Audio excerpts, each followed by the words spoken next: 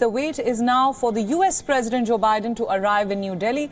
President Biden left for India on Thursday. His Air Force One will land in New Delhi shortly. The Union Minister of State for Civil Aviation and Road Ministry, retired General V.K. Singh, will be there at the airport to receive the US President. Biden will arrive in India after there was uncertainty over whether the world's largest economy will be at the high table for the G20. This comes as the First Lady, Jill Biden, had tested positive for coronavirus on Monday. Following her test results, Biden tested himself for the virus on Monday and Tuesday, and in those tests, his results for the virus came out to be negative. According to the White House, hours before Biden was scheduled to leave for India, the US president tested negative for COVID. After arriving in New Delhi on Friday evening, President Joe Biden is expected to have a bilateral meeting with the host nation's Prime Minister Narendra Modi the same night. This is going to be Biden's first presidential visit to India. And there is a lot to discuss between Washington and New Delhi. There are clear differences on how the two countries see the Russia-Ukraine war. The US has put its entire weight behind Ukraine, from arms to support on the global stage.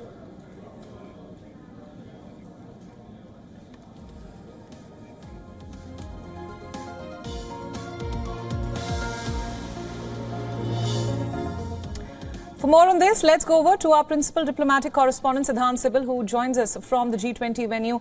Siddhant, US President Joe Biden is scheduled to land shortly. Of course, the big anticipation is for the bilateral meeting with Prime Minister Modi. What can we expect there?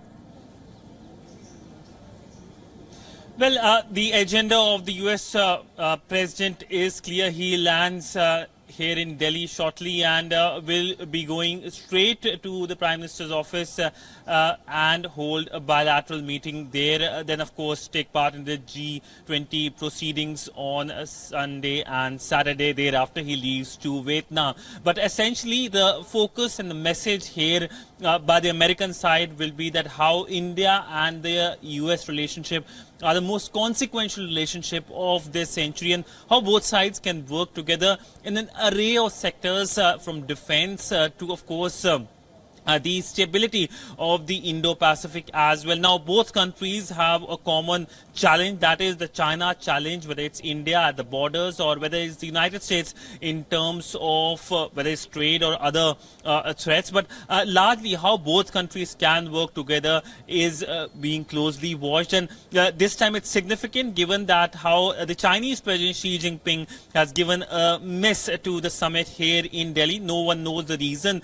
There are a lot of speculation from domestic to the ongoing India-China tensions at the border. But essentially, the India-US relationship is seen going strength to strength in every administration, whether it's the Biden administration currently, the previous Trump administration, the Obama administration, the Bush administration, the Clinton administration. And during today's bilateral, the focus will be on civil nuclear energy. This is something that the US NSA said in a press gaggle. And also how both countries can work together when it comes to various defense deals which were announced during the Prime Minister's visit, the Indian Prime Minister's state visit to Washington earlier this year. But essentially, it's important to note that this is the first ever visit of a US president to India in a multilateral context. Previous visits have been all in bilateral context, but all in all, this meeting is something that is surely going to dominate the headlines tomorrow morning as Delhi gets ready to host the G20 Summit.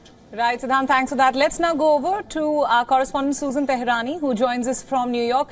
Susan, as Siddhant just pointed out, that the meeting between Prime Minister Modi and President Biden, which will happen today, tonight itself, is going to dominate headlines tomorrow. What do you make of that statement? And also, what do you expect to be the big headline once they meet? Here in the United States, we'll be watching very closely not only this late-night meeting between Prime Minister Modi and President Biden, but also President Biden's performance on the global stage. As you mentioned earlier, there was a COVID scare because the First Lady had COVID.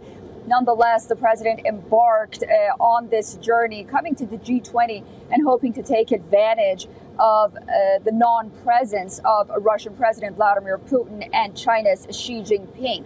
He's going to hope to garner support for America's aspirations regarding Ukraine and American policies regarding Ukraine, not only with Prime Minister Modi, but other G20 leaders, and notably countries in the global south as well. But he also comes with the promise of some $200 billion in aid for less developed countries in hope of taking the place of China's so-called road initiative.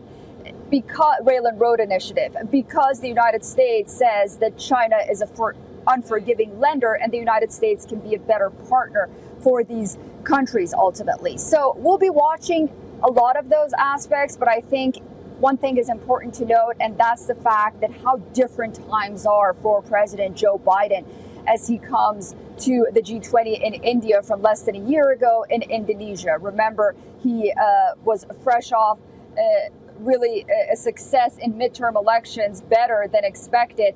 And on the other hand, he had that meeting with Xi Jinping hoping to reestablish a betterment of ties. But here he is right now in the United States. His age is a concern. His son might be indicted, and his poll numbers are at an all-time low. So this is important for the president. Right, absolutely. Let's also talk about the topic of Russia and Ukraine. Now, we know India and the US agree on a lot, but the topic of Russia and Ukraine, there are bound to be differences on that, especially when it comes to the joint communique, which we hope will come out.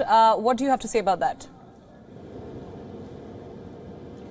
Yeah, the United States and the West, well, led by the United States, is really hoping to have this grip on the international world order, the liberal world order after World War II, and notably after the Cold War, and base its foreign policy agenda and aspirations on that. And you see that really in the position that it takes regarding Ukraine and Russia.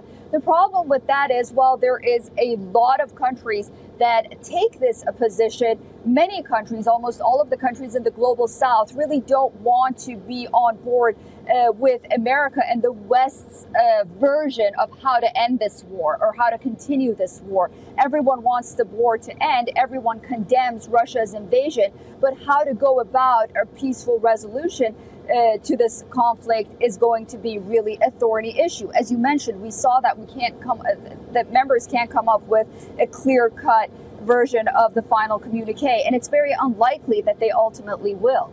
Right, Susan and Siddhant, thank you so much for joining us on WION at this hour. WION World is now available in your country. Download the app now and get all the news updates on the move.